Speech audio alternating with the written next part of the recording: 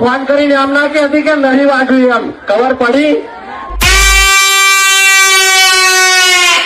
phone કરીને લુકીએ ધમકીઓ બીજાને આપવાની આ ધર્મેશ રિમિક્સ ને નહીં ખબર પડી તને ધમકી બમકી હાલતી નહીં નકન ખબર પડી જશે બધી બાજુની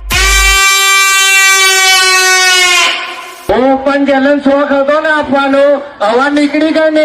સામે બાપ આવ્યો ત્યારે હવા નીકળી ગઈ ને